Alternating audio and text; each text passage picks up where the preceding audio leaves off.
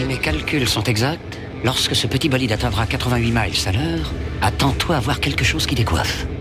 À l'heure du goûter, on écoute le Magal West sur Westrack Radio. Interview, rubrique, micro-trottoir et musique sur Westrack. Nom de Zeus! Bonjour et bienvenue dans ce Magal West du mercredi 8 novembre 2023. Au sommaire de cette émission, tout d'abord, Westrack Radio suit la Transat Jacques Vabre tout au long de son parcours avec des informations régulières sur la traversée. Et aujourd'hui, 2 skippers ont abandonné la course. Mathieu nous donnera plus d'informations dans le Flash Info du jour. Pour notre sujet sur les sites de streaming aujourd'hui, un nouveau documentaire sera bientôt diffusé en France. C'est un documentaire réalisé par Daniel Radcliffe, l'acteur de la saga Harry Potter. On en parle en deuxième partie d'émission. On parlera aussi ce soir de l'IVG avec 50 questions autour de ce sujet en compagnie de Nausicaa. Et enfin, comme toujours, la musique. On découvrira notre morceau du jour, plus particulièrement notre découverte Ferrarock du jour. EMPRS propose un nouvel album. On est ensemble jusqu'à 18h et on aura notamment l'occasion de les écouter. Aujourd'hui, le soleil se couchera à 17h28. On va donc perdre 4 minutes de soleil. Dans l'après-midi, au Havre et à Cauville-sur-Mer, la pluie sera au rendez-vous. La température cet après-midi devrait atteindre les 10 degrés pour cette fin d'après-midi en tout cas. Le vent devrait atteindre en moyenne les 26 km/h. L'orientation du vent sera tournée vers l'ouest-sud-ouest. En soirée, il va pleuvoir légèrement. La température sera de 9 degrés. Le vent sera plutôt léger, une légère brise de 19 km/h tournée vers le sud-ouest. Demain, jeudi, le soleil se lèvera à 8h01 et se couchera à 17h26. On va donc perdre 4 minutes de soleil. Demain matin, il faudra affronter les petites averses dans l'agglomération. La température au Havre sera de 10 degrés et la température ressentie sera plutôt fraîche. Elle sera de 8. La force du vent va osciller aux alentours de 28 km/h direction sud et l'humidité relative de l'air sera de 85%. Demain après-midi, il faudra aussi vous équiper en conséquence pour affronter la pluie. La température de demain après-midi atteindra les 13 degrés, mais la température ressentie sera d'autant plus fraîche, environ 10 à 9 degrés. Le vent sera un peu plus fort, mais toujours en moyenne aux alentours de 32 km/h. La direction sera le sud-sud-ouest. Et enfin, demain en soirée, il faudra affronter les petites averses. Elles seront de retour, mais beaucoup plus fines. La température va retomber aux alentours de 11 degrés, avec un ressenti aux alentours de 10 à 8 degrés. Le vent devrait être en moyenne de 14 km/h tourné vers l'ouest. Pensez donc demain à prendre votre gilet, mais aussi votre parapluie. Et en mer, et notamment pour la Transat Jacques Vabre, les conditions sont aussi compliquées. Les skippers havrais Jérôme Raguimbaud et Joël Paris sont abandonnés la course. On en apprend plus avec Mathieu dans les infos locales. Bonjour à toutes et à tous, les actualités locales de ce mercredi 8 novembre. Longtemps bloqués au Havre en raison de problèmes électroniques, les skippers havrais Jérôme Raguimbaud et Joël Paris sont bien tentés de repartir. Ils sont rentrés au port dès le départ le dimanche 29 octobre en raison de problèmes électroniques. Bloqués pendant 8 jours pour réparer, l'équipage du Classe 40 Rêve à perte de vue a bien tenté de reprendre la mer le lundi 6 novembre en baie de Seine, quelques heures après ses camarades repartis de Lorient, avant d'être une nouvelle fois contraint de faire demi-tour, celle de trop, le duo ayant annoncé à la direction de la course son abandon. De retour à Lorient après avoir dû abandonner leur mât dans l'Atlantique, les Havrais Renaud Courbon et François Champion se sont démenés afin de trouver une pièce de rechange et éviter l'abandon. C'est l'étai, le câble tendu vers l'avant, qui a lâché. Le mât est tombé sur l'arrière, doucement amorti par les voiles, et donc n'a pas créé d'autres dommages au bateau. Rentré vers Lorient à moteur au petit matin du 7 novembre, l'équipage n'a jamais réellement songé à l'abandon. Ils ont cherché une solution. Ils ont déniché une piste sérieuse du côté de Caen où les pièces nécessaires pourraient être extraites du Classe 40 Glace Romane. Néanmoins, pour pouvoir procéder aux réparations et reprendre la course, ils en appellent à la générosité des partenaires. Ils ont besoin de réunir 50 000 € dans un délai très court. Si cette somme était trouvée, un nouveau départ pourrait être prévu demain. Le budget de la ville du Havre n'a pas encore été débattu, il le sera au conseil municipal du lundi 11 décembre, mais il suscite déjà des observations du groupe d'opposition et c'est Sophie Hervé qui a pris la parole après la communication sur le rapport d'orientation budgétaire. Pierre Michel, adjoint aux finances, a en effet exposé les grands investissements à venir. Dans un long laïus, la conseillère d'opposition Sophie Hervé a évoqué les difficultés des Havrais. Le taux de pauvreté est de 22%. L'opposition réclame plus pour le volet social, ce à quoi Édouard Philippe a de suite rétorqué que dans un budget, il faut un volet social, mais il faut aussi un budget consacré à l'investissement. Il faut établir une politique culturelle, une politique publique, une politique sportive. Le montant prévu des investissements est de 59,4 millions d'euros et comporterait la poursuite et ou le démarrage des projets phares du mandat comme la création d'un parc sportif et paysager à Graville-la-Vallée en lieu et place de l'ancien ensemble Chicago et la restructuration du stade Youri Gagarin. Notre-Dame-des-Flots, la chapelle de Sainte-Adresse a subi de plein fouet les vents de la tempête Kiaran la semaine dernière. Elle domine la baie du Havre depuis 1859 mais ne sera désormais plus ouverte au public. Le petit édifice n'a pas su résister à la tempête et sa toiture a été fortement endommagée. Le diocèse a donc pris la décision d'en interdire l'accès au public. Cela implique qu'il n'y aura pas de célébration délivrance et que les messes du jeudi matin sont annulées. Des travaux sont prévus pour une réouverture, on l'espère, très prochainement.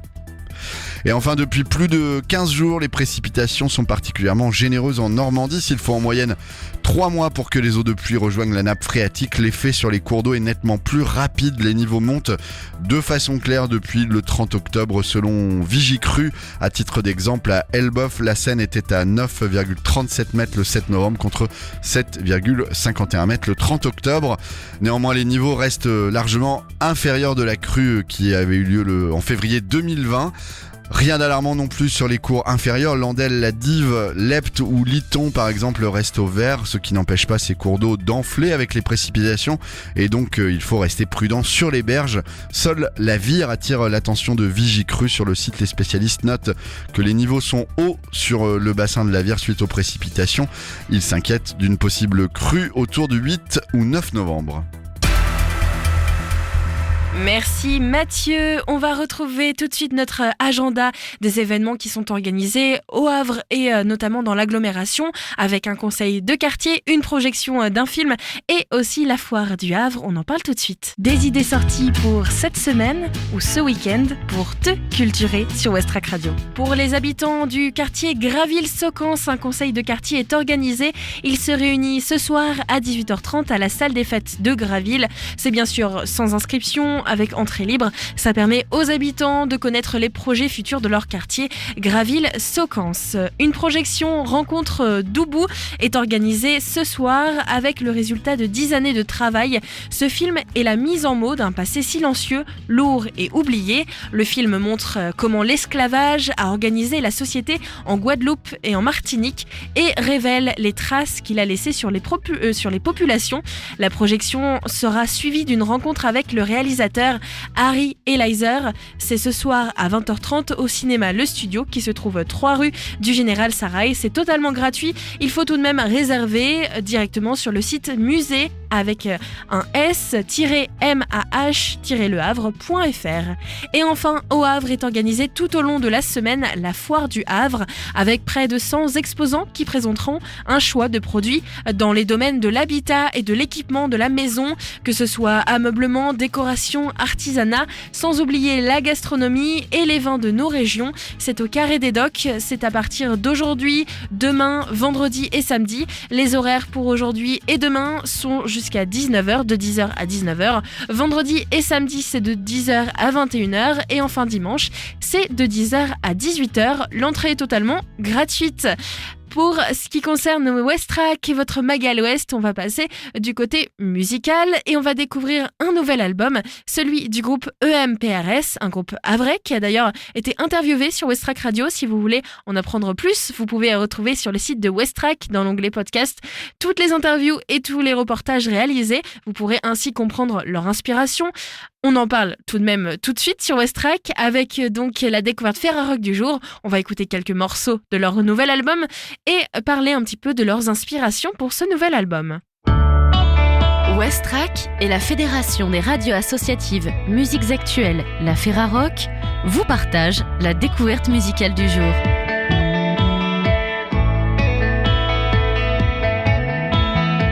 PRS a sorti un nouvel album du même nom le 6 octobre 2023 chez Vietnam. Au départ, c'est une rencontre entre Lucas et Franck, une rencontre entre la guitare et le désespoir, une déception aussi de l'amour.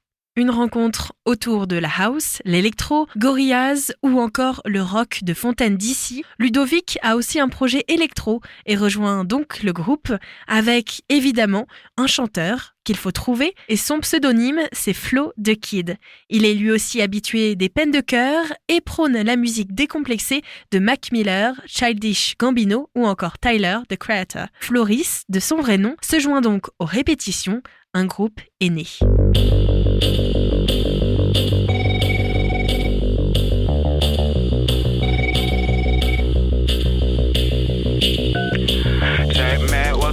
You see you wanted to see me, wanna grab a drink and chill. We can kick it out the crib, I got the place ready. And the boys, they all predicting we can throw it like a 20s on spotted, bruv, I miss it. But what about you? You get your life a rendezvous. I see you living out the truth, man, I wish that I was you. Cause that's you that understood the truth. When love is in the air, there is nothing you can do. We can ride it to the sunset, I can get my car gears. You and me on the beach, I can picture what I see. Big dreams, everywhere into be real. Big dreams, they got everything you need. So tell me, check, what can I do for you? Little J, fresh pint, anything if you feel blue. So tell me, check, what can I do for you? It's all good, all cool when I'm kicking it with you. To see your face, just once more. Love is pain, my soul hurts more. When it rains, let it pours. What's left to say? My heart is yours. To see your face, just once more. Love is pain, my soul hurts more. When it rains, let it pours. What's left to say? My heart is yours. Is this what you wanted?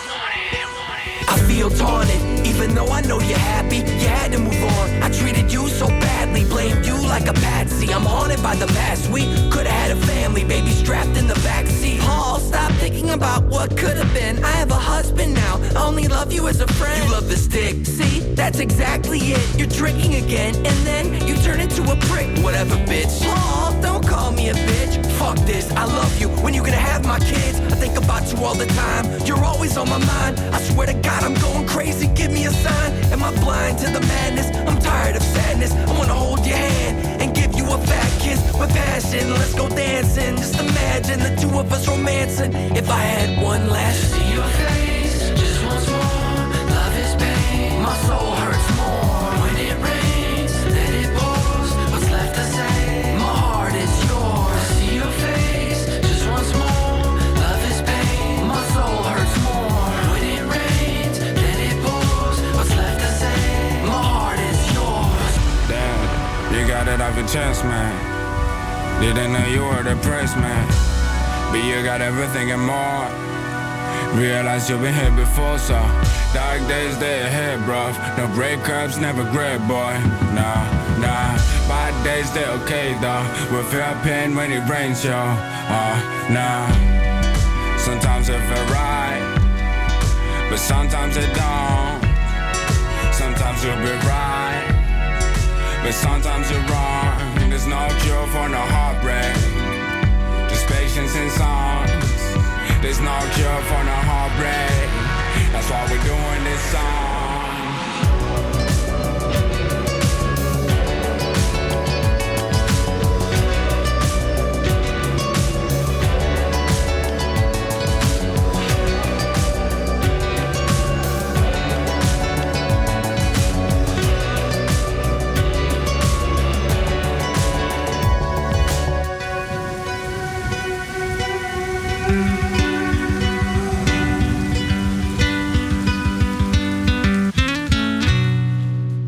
Julien est appelé empereur. Par commodité et sans doute aussi par effet de style, ils l'écrivent EMPRS. Rapidement, Franck et Lucas vont s'enfermer dans la cuisine de ce dernier pour composer les premiers morceaux du groupe avec ce qu'ils ont sous la main. principalement des guitares, des claviers, un banjo. Flo se joint aussi à l'atelier culinaire pour écrire et poser son flow sur la plupart des titres. Il décide également de convier les rappeurs qu'ils aiment à participer à ce qui va vite devenir un double album, tant le groupe est prolixe. Ce qui plaît particulièrement, c'est ce mélange de rock indé électro et hip-hop, et ce mélange melting pot d'influences qui vont d'Outkast au Velvet Underground, des Beastie Boys à Run the Jewels. Pour se rendre compte de leur influence, je vous propose d'écouter un titre de l'album. Oh darling, I know I've been missing for so long, chasing after my dreams all alone. I forget that I can't live it on my own. Oh darling, I know I've been missing for so long, chasing after my dreams all alone. I forget that I can't live it on my own. I need you. I've been alone with you, that felt wrong. I need you. Just give us time, we gon' make it to the thing. I need the energy, a part of me is finally free when I see y'all singing along. I don't need no prophecy that's telling me that what I've seen was a future I'll be calling my own. Look, I was feeling down last night, but well, look at the sky. Got me going, sucking out, I've gotta follow the vibe. Then we shines, for you know you're feeling it right. Couple of rhymes to make you realize beautiful time to be alive. Yeah, so I'm feeling fine. Glass of wine, better with age, that's the state of my mind. Pass a message like dimes, I'm tearing my prime. Double trouble, if you on me, better keep me on side. We're doing fine, really maybe know what we owe. But all together we survive, you know the shit that it broke. Like four locals, I'm be stuck in the past, fighting solo. If they give me a ride, if they give me a ride. Oh darling,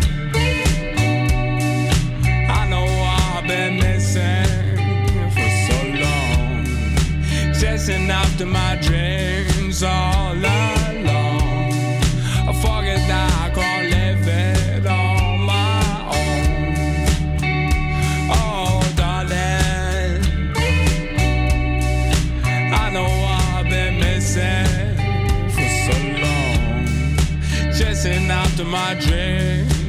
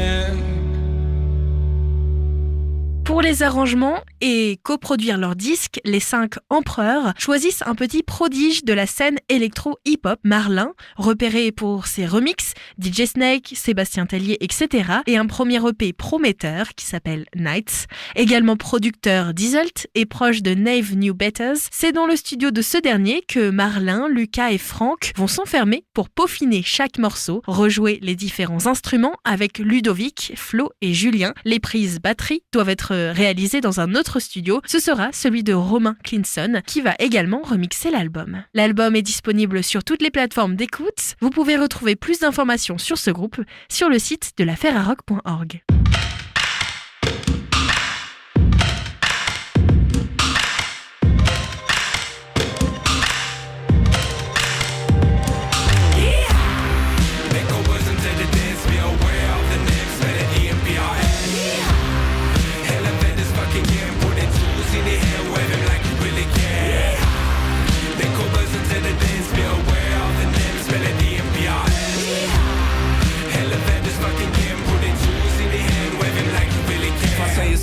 We're moving fast like we're in the park. A little spark and it's illuminating spots in the dark. No need no 2 cents, so we don't ask for nothing at all. We give it free, it's all on me. Yes, I ain't knowing it's all. You finna hear it. We amplify the notes that you love. We're from above, so we don't really care if you're making us fall. You find a drop, you just ain't never seen it before. So wash your mask clean and now we gonna start the encore. Oh shit, it's some good spirit. A little hungry, little happy, bring some new in this. And come on, make a listen to the dance, be aware of the next melody and PRS.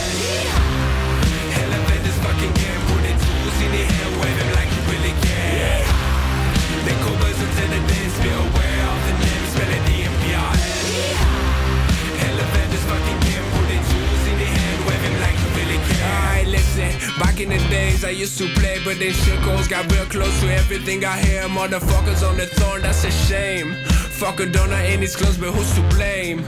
We all Jedi's with the cause, wish you knew better.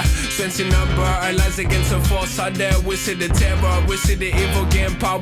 It can't be letter. We need to stand like our brothers. Say who? Let that bitch sink it. See the truth that we shoot like we stars in there. They go listen to the dance, be aware of the next melody and PRS. Elevate this fucking game, put the tools in the hand, wave him like you really care. They go listen to the dance, be aware of the next melody and PRS. Elevate this fucking game, put the tools in the hand, wave him like you really care. They go listen to the dance, be aware of the name, spell it EMPRS. Elevate this fucking game, put the tools in the hand, wave him like you really care.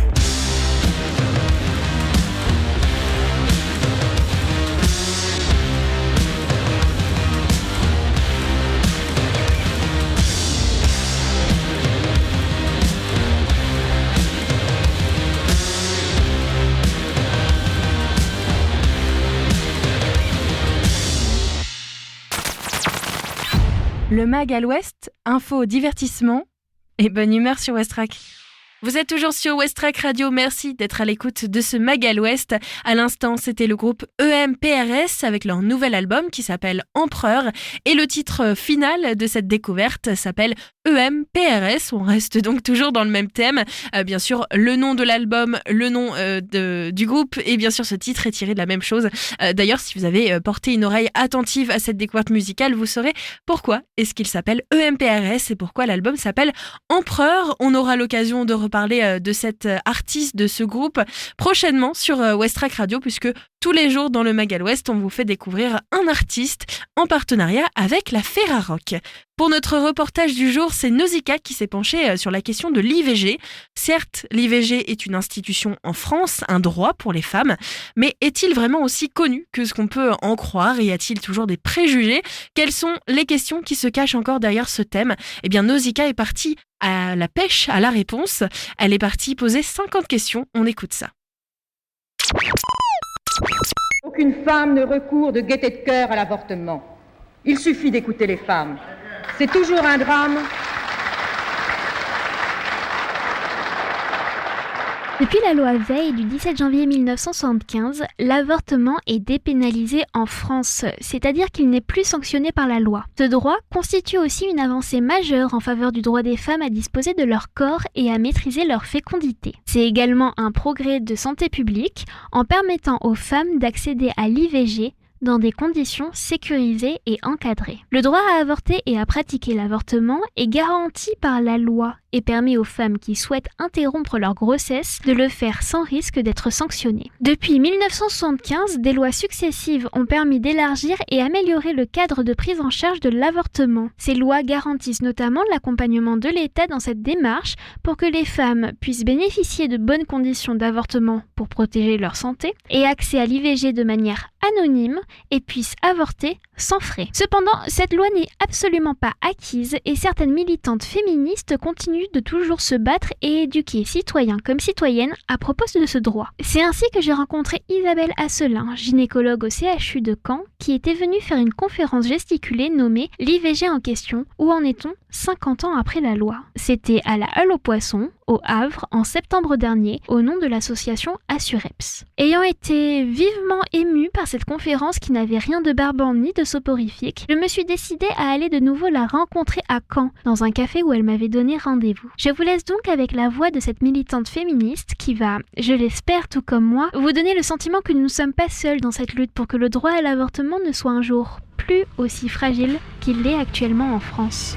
Alors, je suis Isabelle, je suis gynécologue de formation, on va dire un parcours professionnel riche. J'ai d'une part changé de boulot pas mal de fois dans ma vie et d'autre part, à chaque fois que j'ai exercé un travail, j'ai jamais bossé à plein temps dans la même fonction. C'est-à-dire que souvent j'étais à mi-temps quelque part et je faisais des bouts de temps partiel dans d'autres structures ou avec d'autres missions. Ce qui m'a permis de rester tout le temps dans quelque chose de très très dynamique.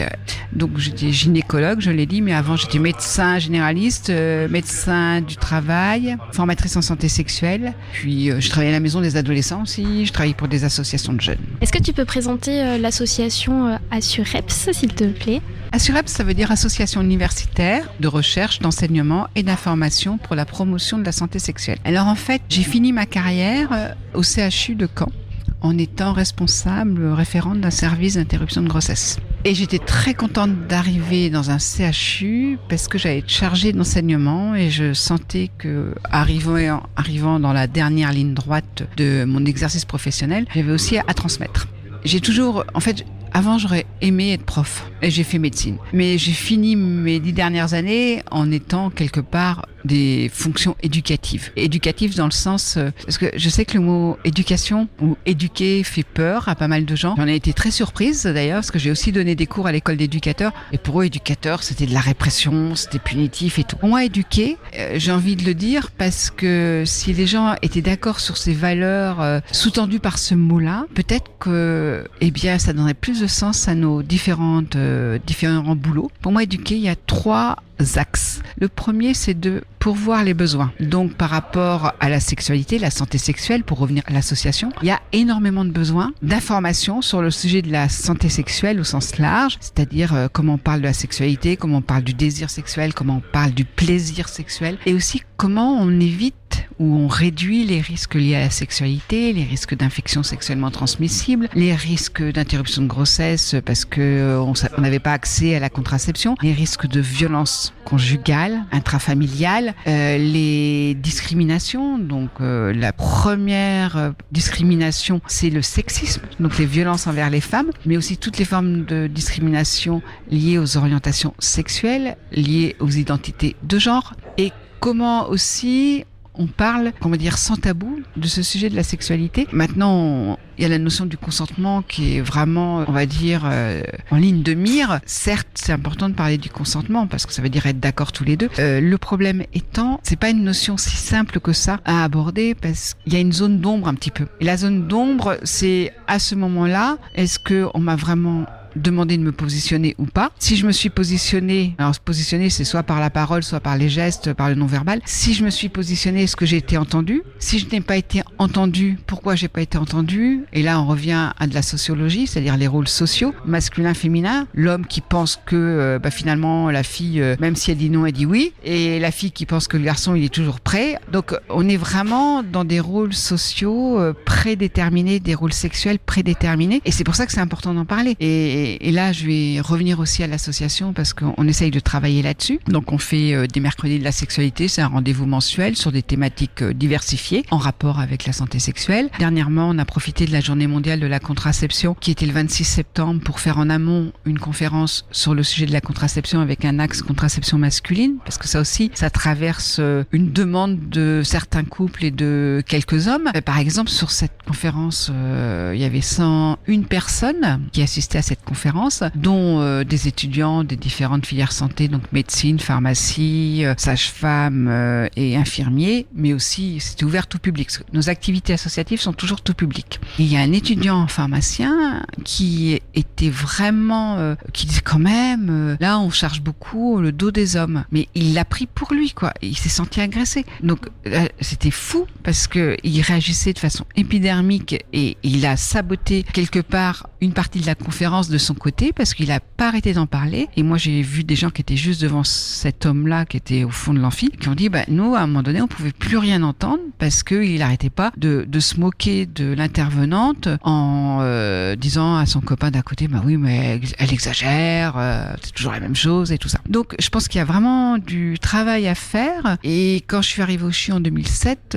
pour moi il me semblait très important que les étudiants des filières santé soient formés dès les cursus initiaux. Parce que bien sûr on aborde ces questions-là, par exemple de l'IVG quand on fait une spécialité de gynéco, mais dans le cursus des études de médecine, l'IVG c'est 1 heure de cours. Est-ce qu'on peut être compétent à l'écoute des femmes et des multiples parcours des femmes qui arrivent aux IVG, parce que la femme qui arrive dans une IVG, elle y arrive pour des raisons qui lui sont totalement personnelles en fonction de sa vie personnelle, sa vie familiale, sa vie conjugale, ses références culturelles, éventuellement ses principes moraux et religieux. Donc chaque histoire est singulière et cette singularité, si on ne la saisit pas, on va faire éruption de façon relativement violente parce que même si on n'a pas l'intention de blesser, on va blesser parce qu'on va pas entendre ce qui fait que cette femme-là est comme ça pour ces raisons-là. Donc, je pensais qu'il y avait un énorme besoin en information pour le mot éduquer. En plus, éduquer, c'est aussi protéger. Protéger, c'est les 3 P. Pourvoir aux besoins, protéger. Protéger tout le temps que l'enfant, l'ado, je dirais même la personne adulte n'est pas capable de se protéger par elle-même. Et sur toutes les questions de santé, l'enfant, il acquiert des informations avec des parents qui vont plus ou moins l'accompagner vers la responsabilisation ou l'autonomie, et d'autres qui vont être hyper protecteurs et qui vont sabrer sa capacité à un petit peu prendre les rênes de sa propre vie. Donc, comment on accompagne ça, cette protection? Donc, comment on accompagne dans un entretien médical, mais aussi avec une copine, avec quelqu'un qu'on voit dans la rue, vous voyez des gamins qui jettent des pierres dans la rue, oui, en tant que citoyenne, moi je vais intervenir en disant une pierre, j'habite au bord de mer, moi, quand je vois des gamins qui balancent des cailloux sur la plage, m'arrive à 1 mètre, je dis mais attends, t'as vu le caillou, il me serait arrivé là, ça m'aurait fait mal. Et moi je te dis qu'un caillou, si tu vas au bord de mer, tu le jettes dans la mer, il va tomber dans l'eau, ça va aller. Mais de l'autre côté, tu risques de faire mal. Il y a une conséquence quand on fait quelque chose, il y a des conséquences aux actes que l'on fait. Et enfin, protéger et permettre de grandir. Donc pourvoir aux besoins, protéger, permettre de grandir. Permettre de grandir, ça veut dire être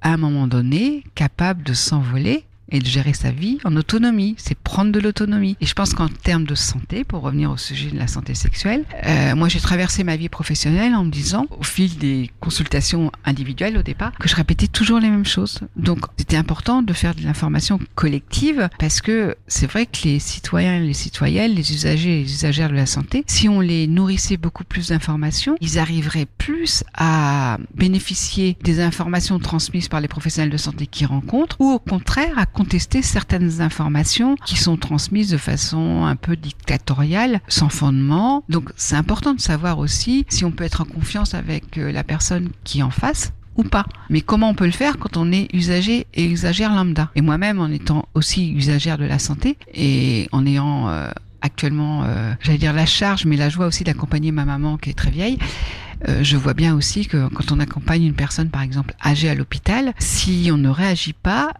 quelque part, il y a quand même pas mal de maltraitance, intentionnelle ou pas intentionnelle, mais il y a de la maltraitance. C'est-à-dire qu'on ne prend pas en compte ses besoins. Là, moi, j'ai récupéré ma mère à la suite d'une petite hospitalisation. J'ai dit, je vais venir la chercher dans le service, elle peut pas se déplacer, je vais venir la chercher, je ramènerai de la chaise roulante et tout ça. Quand on est arrivé avec ma fille, on l'a retrouvée, elle était en bas, près de la sortie, en chemise de nuit, elle avait été déposée dans un fauteuil. Elle était là depuis 11h le matin, alors que je suis arrivée à 4h de l'après-midi. Alors qu'elle aurait pu rester dans sa chambre, mais non, on peut plus rester dans une chambre d'hôpital parce que il y a l'argent, c'est le service public. Donc à 11h, il faut avoir déménagé la chambre pour qu'on puisse faire le ménage dans la chambre et que quelqu'un puisse arriver à 14h ou à 15h. Donc cette association Assureps, c'était l'idée de faire de l'information tout public par l'intermédiaire des professionnels que nous sommes. Donc j'ai réussi à convertir à cette cause des professionnels autour de moi, des différentes filières, et aussi de faire monter en puissance les étudiants des filières pour qu'ils soient avec nous, à nos côtés, pour faire de l'information tout public. Donc au départ, c'était filière santé, donc je répète, médecine, sage-femme, infirmier, médecin, leur apprendre à travailler ensemble, parce que ça, ils n'ont pas trop l'habitude. Donc c'est valable sur tous les coins de France, il n'y a pas besoin, c'est pas simplement à Caen, c'est partout qu'il y a ces besoins-là. Et là, au niveau de l'association, on a élargi aux champs médico-psycho-socio-éducatifs parce que toutes ces personnes sont concernées par la santé. Et d'ailleurs, dans notre association, on a appris aussi avec la Covid à faire les mercredis de la sexualité par visio et on a des gens du Havre et de Rouen. Donc moi, je t'ai rencontré dans le cadre d'une conférence gesticulée au Havre. Pourquoi c'est important pour toi de transmettre par ce genre de conférence qui n'est pas une conférence barbante et soporifique? C'est toute une histoire en fait. Parce que dans notre association Assureps qui va fêter ses 10 ans, mais la dynamique existe en fait depuis 2008, donc depuis 16 ans, on a eu le temps de faire tous les statuts de l'association que progressivement parce qu'on était toutes bénévoles et on a eu du temps de faire toutes les démarches administratives. Donc dans notre association, on a créé, parce que j'avais ça dans un coin de ma tête, comme je fais du théâtre, que le théâtre pouvait être une médiation pour aborder ces thématiques. Et dans un stage CDN comme ça, j'ai rencontré une fille super qui s'appelle Laure, puis d'autres personnes qui étaient avec moi et j'aurais dit mais ça vous plairait pas de faire quelque chose sur la sexualité? Et finalement il y a des personnes qui ont dit oui. Et on a montré une troupe qui s'appelait Les Irrégulas et on a monté un spectacle de 10 scénettes qui s'appelait La sexualité en mots pour une sexualité sans mots. C'est exactement ça l'idée. C'est d'arriver à mettre des mots sur la sexualité, à pouvoir s'exprimer sur la sexualité pour éviter les mots MAUX. Parce qu'il y en a qui en crèvent du fait qu'il y a un silence sur la sexualité. On est parti à une dizaine, des garçons, des filles. Le point commun, c'est qu'on avait tous fait du théâtre, mais on n'était pas tous dans la filière santé. D'ailleurs, non. Il y avait des aides-soignantes, il y avait 2 aides-soignantes. Sinon, il y avait des profs, des gens intéressés par la médiation, par le théâtre. Et on a fait des scénettes, on a écrit les textes, ou Laure nous a proposé des textes. Mais on a fait en semi-autonomie, parce que notre metteuse en scène, elle habitait à Marseille. Donc, elle venait tout simplement 3 à 4 week-ends par an. Et on a fait des scénettes sur les règles, sur la contraception, sur l'IVG, sur le sexisme ordinaire, sur l'homosexualité, sur la transidentité, sur... Qu'est-ce qu'on a fait d'autre? Sur le viol, bien sûr, sur la difficulté d'être homme aussi. Donc on a abordé des thématiques comme ça sur des scénettes qui duraient entre 4 à 10 minutes. Et en fait, ça a été un succès. On a tourné pendant 2017, 2018, 2019, 2020 et 2020, pouf, le Covid, le confinement. Notre dernière représentation, c'était le 8 mars 2020, parce qu'on essayait de cibler avec des événements importants du calendrier. Là, on a essayé de redémarrer en 2021. La Covid, comme vous le savez, a beaucoup impacté le moral des gens, l'énergie, et finalement, on n'a pas pu se relever de la Covid. On a juste fait une représentation, là aussi le 8 mars, et puis après, la troupe a arrêté. On a fait 2 représentations en 2021. Et là, je me suis dit, il faut que je continue. Et c'est comme ça que j'avais entendu parler de la conférence gesticulée avec l'association L'Ardeur, qui est une association d'éducation populaire. Bon, éducation, ça me parle beaucoup. Éducation populaire, bien sûr que ça me parle beaucoup, d'être au plus proche des besoins de santé des femmes et des hommes sur le territoire. Donc, ça avait été dans un creux de ma tête, ça avait été lancé par un copain de Marseille. Et puis là, je me suis un peu renseignée. Je me suis dit, tiens,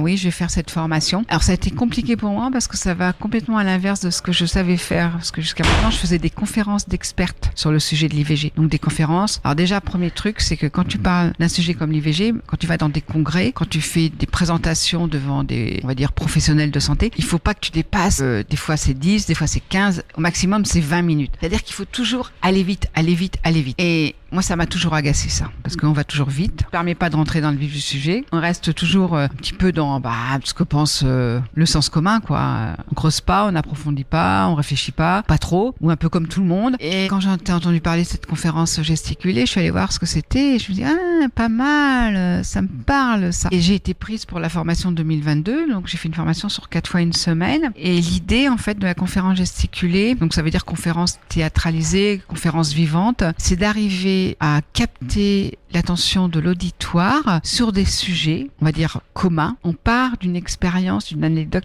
personnelle. Après, on va analyser l'anecdote avec des sources psychologiques, sociologiques, médicales, juridiques, etc. Donc c'est complètement l'inverse, parce que moi j'avais l'habitude de faire de la théorie, c'est-à-dire du savoir froid, et je faisais vivre mon savoir froid avec des anecdotes. Les anecdotes, c'est du savoir chaud. Et là, c'est le contraire. On partait du savoir chaud, et après on met des sources. Et éventuellement, pour un peu couper le côté conférence, on fait un 3e fil qui n'a pas forcément un rapport avec le sujet abordé. Donc je savais même pas ce que j'allais faire comme sujet quand je suis allée faire la formation. Et comme j'ai toujours le fil conducteur de ma vie, ça a quand même été le droit des femmes et sexualité, contraception, IVG. J'ai pris l'IVG en question. Où en est-on 50 ans après la loi? Parce que il y a vraiment à s'interroger sur le fait que ce soit un droit, mais que l'effectivité de l'accès au droit n'est pas acquis sur tous les territoires en France. Collègues, je suis très très émue à la fois de ce vote et de ce signal historique. L'Assemblée nationale a adopté la proposition de loi constitutionnelle.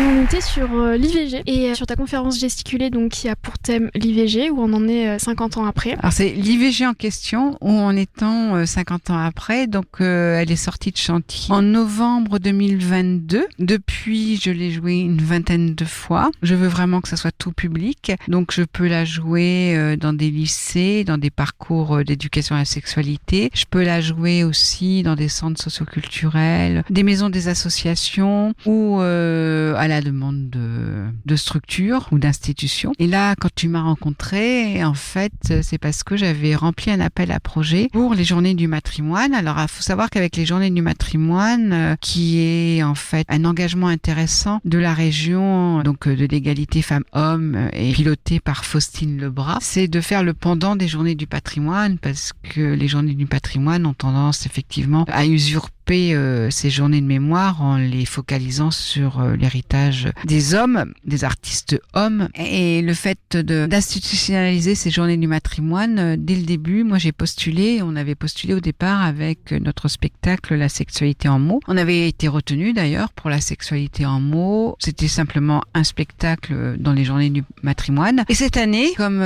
j'étais dans l'énergie de sortie de chantier, de faire connaître la conférence gesticulée, donc postulé en disant j'aurais à cœur de pouvoir la jouer dans chaque département bas-normand, ex-bas-normand, c'est-à-dire Manche, Calvados, Orne, Seine-Maritime et Eure. Alors il faut savoir que soit quand on postule aux Journées du matrimoine, soit on a déjà des idées de lieux, soit c'est Faustine Lebras qui va nous mettre en relation avec des lieux. Alors sur Caen, j'avais déjà le lieu. Dans la Manche, j'avais déjà pris des contacts avec quelqu'un qui gère un restaurant associatif. Donc, au nom de l'association, j'ai postulé pour que la conférence gesticulée figure éventuellement dans le programme des Journées du matrimoine. La conférence a été sélectionnée et elle devait se jouer donc à Caen et dans la Manche dans un resto qui se trouve entre Villedieu et Granville. Elle devait se jouer aussi à Valogne et j'avais travaillé avec quelqu'un de la communauté d'agglomération du Cotentin et elle devait se jouer initialement à Rouen. À Rouen parce que le retour avait été que ça serait bien que ça puisse être joué justement en Seine-Maritime, qu'il y avait un planning familial à Rouen, qu'il y avait des salariés du planning familial et des adhérents et des adhérentes familiales qui étaient très intéressés par le thème de cette conférence gesticulée. Donc il y a eu un début de travail en associant le planning familial de Rouen avec Faustine Lebras et son étudiante en service civique. Et puis finalement, ça n'a pas pu se faire sur Rouen parce qu'il y avait déjà beaucoup de manifestations le vendredi dans le cadre des Journées du matrimoine sur Rouen. Moi, j'avais toujours défendu l'idée de jouer en Seine-Maritime parce que je sais qu'il y a des besoins et qu'il y avait déjà des gens qui adhéraient à notre association Assureps et qui étaient dans la région. Donc, j'ai dit, ça peut pas être par exemple au Havre puisque Havre, c'est aussi une grande ville, quoi. Et là, on m'a dit, si, c'est une excellente idée.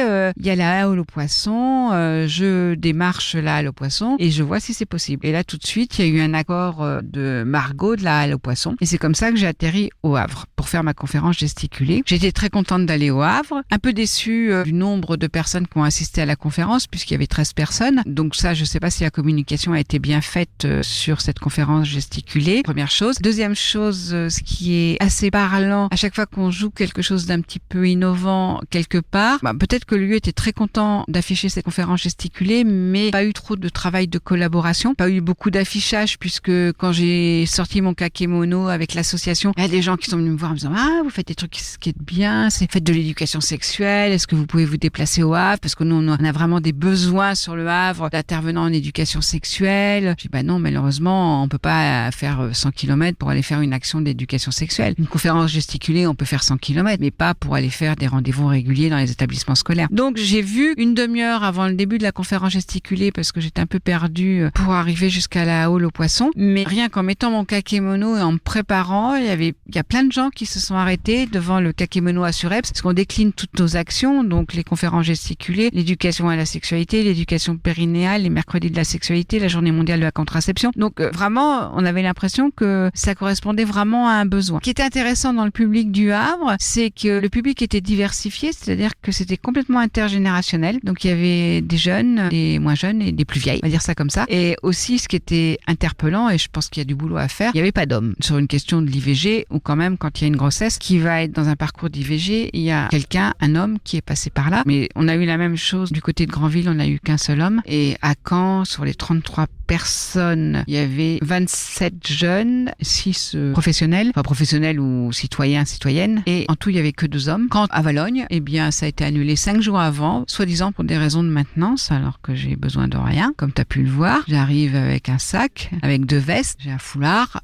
et c'est tout quoi. Et il faut juste une salle, 4 chaises. J'ai besoin de 2 chaises pour jouer, une petite table basse et soit 2 autres chaises pour mettre mes affaires, soit accrocher 2 cintres avec mes 2 vestes. Donc j'ai besoin de rien. Donc 5 jours avant, ça a été annulé. Donc ça montre que le sujet de l'IVG, 50 ans après, c'était aussi pour ça que j'ai fait cette conférence, est encore un sujet très clivant. C'est regrettable. C'est d'autant plus regrettable, comme j'ai dit dans la conférence, que ce droit est menacé non seulement aux États-Unis où il a été sorti de la Constitution, mais à côté de nous, de l'autre côté de nos frontières, ce droit a été remis en question, supprimé ou très réduit. Pas des droits qui sont inscrits dans le marbre, et que je pense que où qu'on soit sur notre territoire ou ailleurs, il faut vraiment s'engager pour défendre ce droit fondamental qui est le droit à la contraception et à l'IVG, qui est un droit de choisir à un moment donné si on peut, si on veut, si on a les circonstances favorables pour s'investir dans une parentalité.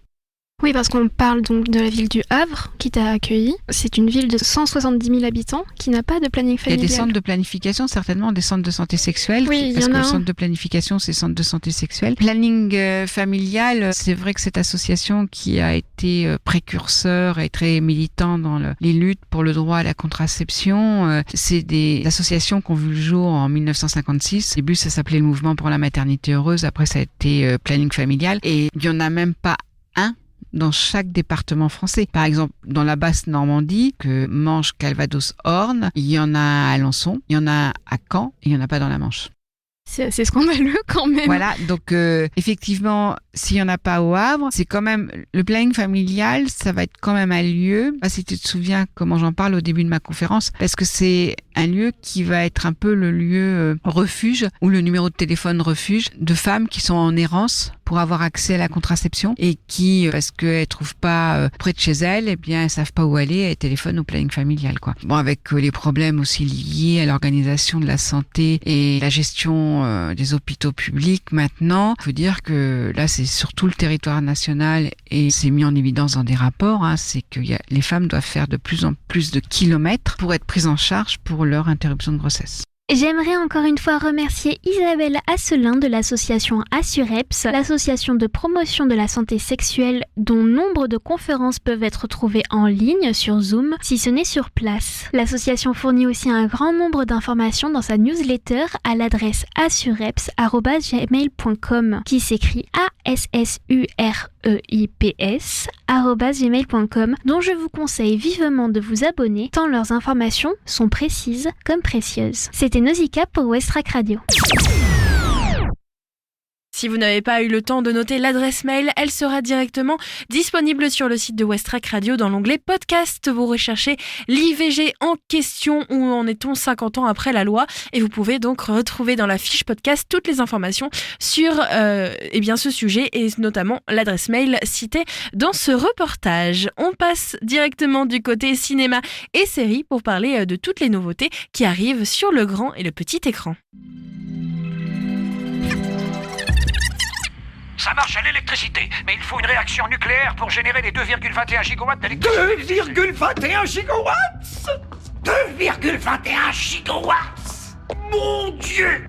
Monsieur Pignon, votre prénom à vous c'est François, c'est juste? Oui. Eh ben lui c'est pareil, c'est juste. Un grand pouvoir implique de grandes responsabilités. Parce que tu as la capacité émotionnelle d'une petite cuillère.